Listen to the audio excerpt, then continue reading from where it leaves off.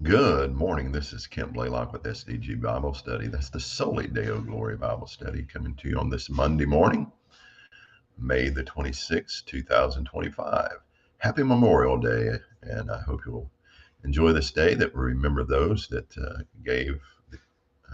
paid the ultimate price for our freedoms. And just so thankful to be up this morning and reading God's Word, having that freedom to do so. And this morning we are going to continue in our reading from the Everyday Gospel, a daily devotional by Paul David Tripp, with a reading from the biblical text and then a short devotional reading. This morning we're going to be starting in the book of Job, one of the more fascinating books in the Old Testament.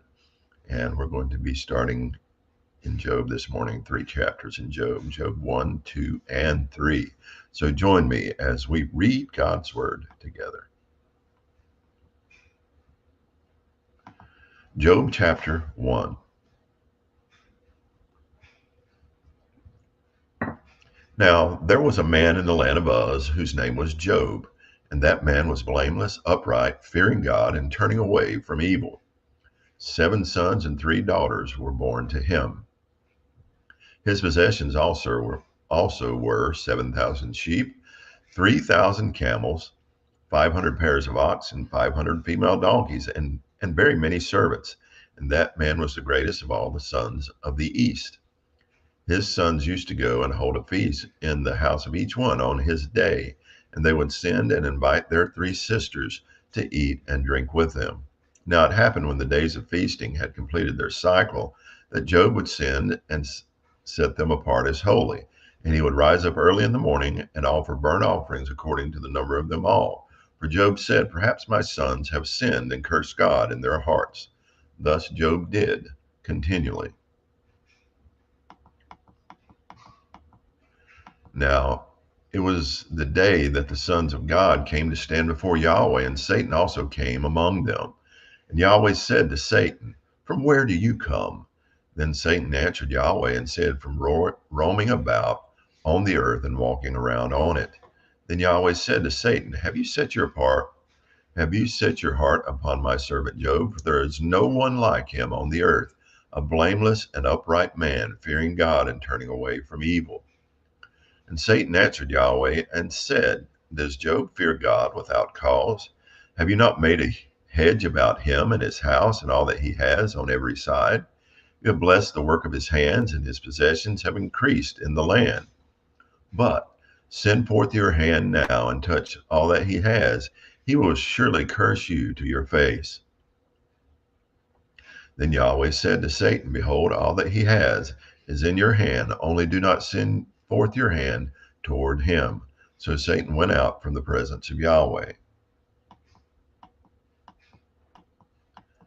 Now it happened that on the day when his sons and daughters were eating and drinking wine in the house of their brother, the firstborn, a messenger came to Job and said, "The oxen were plowing and the donkeys feeding beside them, and the Sabaeans fell upon them and took them. They also struck down the young men with the edge of the sword, and I alone have escaped to tell you." While this one was still speaking, another also came and said, "The fire of God fell from heaven and burned up the sheep and the young men and consumed them, and I alone have escaped to tell you." While this one was still speaking, another came and said, "The Chaldeans set up 3 companies and made a raid on the camels and took them and struck down the young men with the edge of the sword, and I alone have escaped to tell you." While this one was still speaking, another also came and said, "Your sons and your daughters were eating and drinking wine in the house of their brother, the firstborn. And behold, a great wind came from across the wilderness and touched the 4 corners of the house.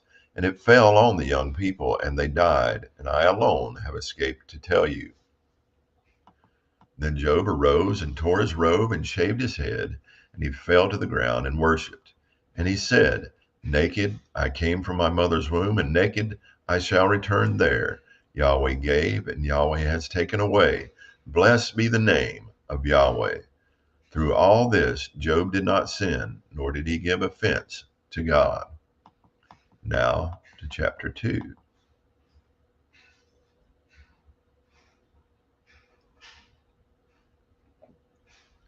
Again, it was the day that the sons of God came to stand before Yahweh, and Satan also came among them to stand himself before Yahweh. And Yahweh said to Satan, "Where do you come from?" Then Satan answered Yahweh and said, "From roaming about on the earth and walking around on it." And Yahweh said to Satan, "Have you set your heart upon my servant Job? For there is no one like him on the earth, a blameless and upright man, fearing God and turning away from evil, and he still holds fast his integrity. So you incited me against him to swallow him up in vain." Satan answered Yahweh and said, "Skin for skin, yes, all that a man has he will give for his life. However, send forth your hand now and touch his bone and his flesh. He will curse you in your face." So Yahweh said to Satan, "Behold, he is in your hand, only spare his life." Then Satan went out from the presence of Yahweh and struck Job with terrible blows from the sole of his foot to the top of his head. He took a potsherd to scrape himself while he was sitting among the ashes.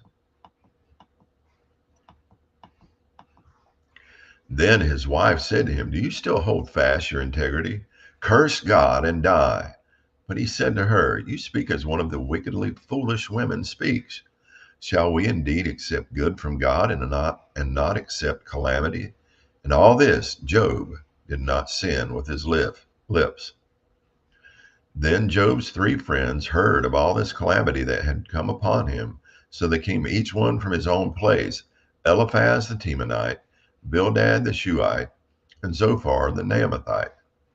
And they made an appointment together to come to console him and comfort him. Then they lifted up their eyes at a distance and did not recognize him. And they lifted up their voices and wept. And each of them tore his robe, and they threw dust over their heads toward the sky. Then they sat down on the ground with him for 7 days and 7 nights, with no one speaking a word to him, for they saw that his pain was very great. Now to chapter 3.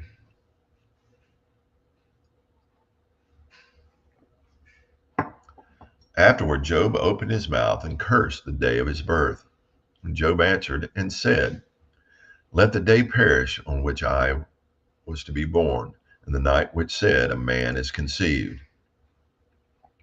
May that day be darkness. Let not God seek it from above, nor light shine on it. Let darkness and shadow of death redeem it. Let a cloud dwell upon it. Let the blackness of the day terrify it. As for the night, let thick darkness take it. Let it not rejoice among the days of the year. Let it not come into the number of the months. Behold, let that night be barren. Let no joyful shout enter it.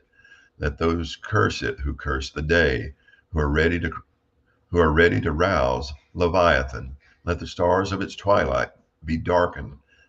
Let it hope for light, but have none, and let it not see the breaking dawn, because it did not shut the opening of my mother's womb, or hide trouble from my eyes.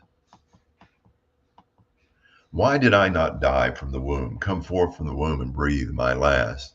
Why did the knees receive me, and why the breast that I should suck? For now I would have lain down and been quiet. I would have slept then.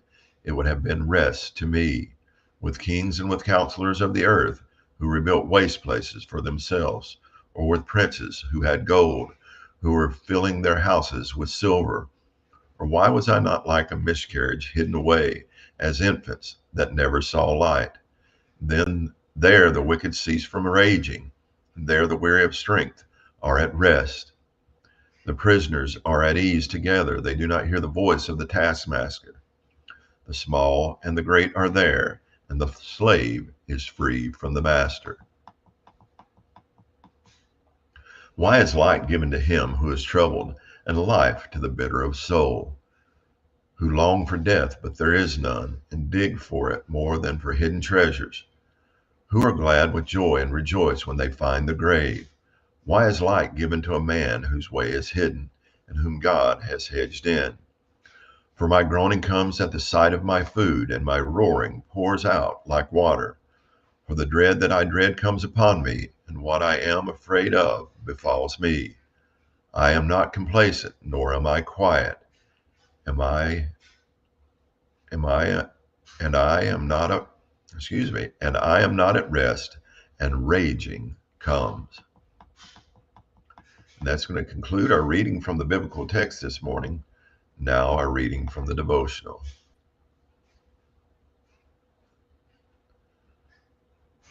There is but one God who is without an equal and rules over all. My friend had endured a tough life. From childhood, her life had been marked by disappointment, difficulty, and suffering. Her closest loved ones had failed her, and she was a disappointment to herself. Her marriage was marred by hurt and distrust. When I sat with her and her husband, I observed little warmth between them. In fact, it seems as though they really didn't like each another very much. Their marriage was more of an attempt at civility than a story of love. She wanted to talk to me because she was severely depressed, to the point of being almost paralyzed spiritually, emotionally, and relationally. Her depression was not just a result of the physical and relational woes she had suffered. No, she was haunted by something much deeper, which made her world seem inescapably dark and dangerous. She was haunted by a particular question. Can the one who sits on the throne of the universe be trusted? You could argue that no question is more theologically profound or morally practical than this. Where the rubber meets the road in daily life, can I trust God? My friend's answer was, I just don't know. As I talked with her week after week, I realized she couldn't answer the question with a hearty yes because her theology was defective. She described the world as being inhabited by two awesome and powerful deities, although she never used that word. The good deity is named Jehovah, and the bad deity is named Satan, and they battle for control of the universe. If this were true, then of course you couldn't be sure that God could deliver what he planned and promised. But in the very beginning of the book of Job, God rescues us from this false view of the power and authority of Satan. Job was a rich and God-fearing man. So Satan came to God and essentially said, look, the only reason this guy fears and serves you is because he has everything. But if you allow me to remove it all from him, he will forsake you. It is incredible that we're invited to eavesdrop on this conversation. And one of the reasons it has been recorded and preserved for us is so that we can be sure that Satan is not and never has been God's equal. In order to trouble Job, Satan has to go to God for permission because God alone is the ruler of the universe. See Job chapter 1, verses 6 through 12. In this fallen world, we can rest assured that God can be trusted because he rules with absolute authority over every situation, location, and relationship in order to execute his plan and deliver on his promises. He has no equal. The throne is his, unchallenged. And for every believer everywhere, that is the best news. Let's turn to Genesis chapter 22 and read those 14 verses.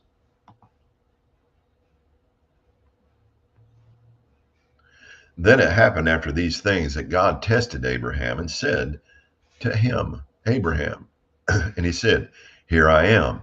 Then he said, Take now your son, your only one, whom you love, Isaac, and go forth to the land of Moriah, and offer him there as a burnt offering on one of the mountains of which I will tell you.